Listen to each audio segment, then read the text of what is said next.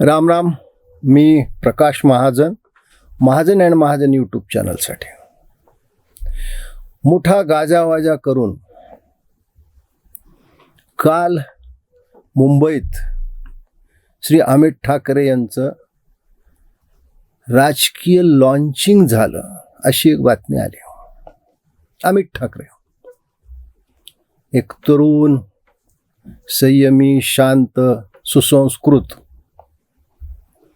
असा महाराष्ट्र नवनिर्माण सेनेचा नेता. या तरुण नेत्याने काही वर्षापूर्वी ज्या दुर्धर आजाराला तोंड दिलं आणि त्याच्यातून जो स्वतःला त्यांनी बाहेर काढून पुन्हा स्थापित केलं, खरं म्हणजे मी या तरुणाचा प्रशंसक त्यामुळेच झालो. एवढ्या लहान वयात हे सगळं त्यांनी झेललं केवळ संयमाच्या बळावर. म्हणून मला त्या तरुणाविषयी नेहमी प्रेम, आस्था, ममत्व आहे. काही दिवसापूर्वी अमितजी नव्या मुंबईत गेले होते. बहुतेक नेरूळचा तो भाग असावा. छत्रपती शिवाजी महाराजांचा पुतळा योग्य तो नेता अनावरण करण्यासाठी मिळत नाही म्हणून गलिच्छ कपड्याने झाकून ठेवला होता. त्याच्या भोवती अस्वच्छता होती आणि छत्रपती शिवाजी महाराजांचं प्रेम असल्यामुळं अमित ठाकरेंनी त्या पुतळ्यावरची ती गलिच्छ आवरण दूर केलं, तो पुतळा स्वच्छ केला.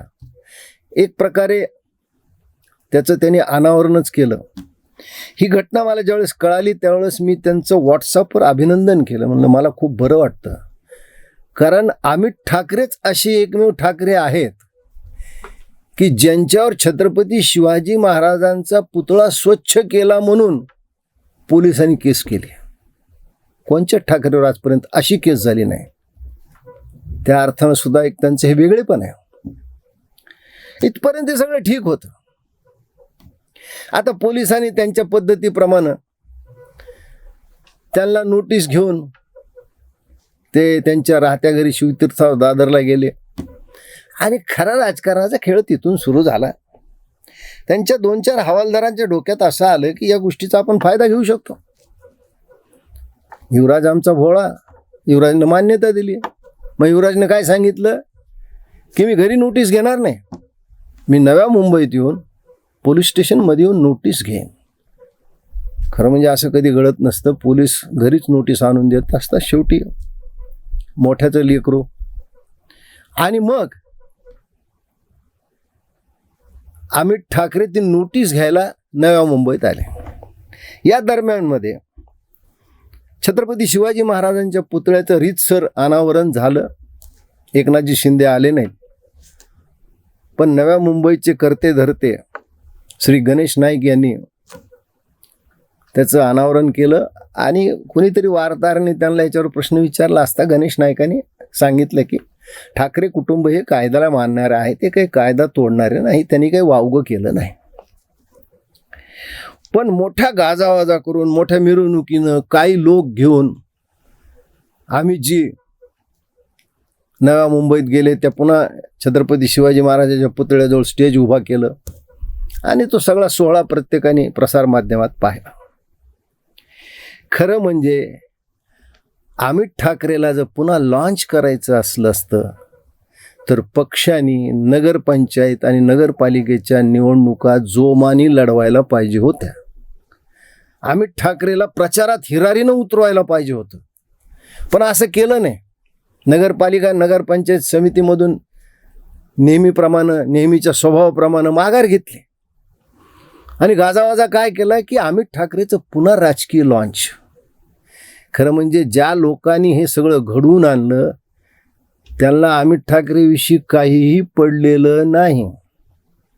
या लॉन्चिंग पॅडवरून अमित ठाकरेचं यान उडालं काय, बुडालं काय, पडलं काय, यांना त्यांना काहीच घेणं देणं नाही. खरं म्हणजे या लॉन्चिंग पॅडच चुकीच्या ठिकाणी होता. मनसेच्या स्थापनेपासून आजपर्यंत मनसेनं कधीही नव्या मुंबईमध्ये महानगरपालिकेच्या निवडणुका लढविल्या नाहीत. अशा चुकीच्या ठिकाणी अमित ठाकरेचं का लॉन्चिंग केलं याच्या मागचं कारण असं आहे, तुम्ही लॉन्चिंग करताना जे काही चेहरे होते ते चेहरे पहा तुम्ही. त्यांना स्वतःच उखळ पांढरं करून घ्यायचंय. कारण मुंबई ठाण्यामध्ये यांच्या पक्षातले दादा लोक बसलेत, ते काही यांची तिथं डाळ शिजू देत नाहीत. नवी मुंबई सोन्याचं अंड देणारी कोंबडी आहे. मग त्याच्यापैकी एक कधी काळी मनसेचा फार मोठा कामगार नेता होता. त्यांनी कामगाराचं काय कल्याण केलं हे माहीत नाही, पण त्यावेळेस आणि आता सुद्धा जी पक्षात चर्चा व्हायची, जी आमच्यासारख्याच्या कानावर यायची, ती अशी आहे की यांनी कामगाराच्या नावाखाली स्वतःच कल्याण करून घेतलं. जसं इतिहासामध्ये गोरगरीब जनतेकडून कर वसूल करून शहाजहानी यमुनेकाठी ताजमहाल बांधला. गोरगरिबाच्या पैशावर शहाजहानने यमुनेकाठी ताजमहाल बांधला. या कामगार नेत्यांनी कितके कामगार युनियन विविध फॅक्टरीमधल्या कारखान्यामधल्या बंद केल्या, कामगार देशोधडीला लावले आणि धरणाकाठी बांधला शीश महाल. या कामगाराच्या जीवावर धरणाकाठी बांधला शीश महाल. मग पक्षात याची हितचिंतक होते, याला काही दिवस पक्षाच्या बाहेर काढलं, पण यालाही मानणारा एक वर्ग होता, ते लाभार्थी होते. चोर चोर मोसेरी भाई सगळे गोळा झाले, पुन्हा याची स्थापना केली आणि माथाडीच्या माथ्यावर याला बसवण्यात आलं. आणि याच्या प्रवेशामुळं नव्या मुंबईतला जुना एक माथाडी कामगाराचा कामगार नेता महेश जाधव यांची हकालपट्टी झाली. दुसरा एक हवालदार तिथे दिसला. नव्या मुंबईमध्ये विविध शिक्षण संस्था आहेत. मग या शिक्षण संस्थेत मी म्हणाल त्याला तुम्ही प्रवेश द्या, नाही दिला तर मी असं करतो, मी तसं करतो. आणि मग कधी धमकीनं, कधी विनंतीनं, कधी पाया पडून प्रवेशची एखादी जागा मिळवायची आणि त्यात आपलं उखळ पांढर करून घ्यायचं. म्हणजे अमित ठाकरेला लॉन्च करण्यामध्ये यांचा हा स्वार्थ होता.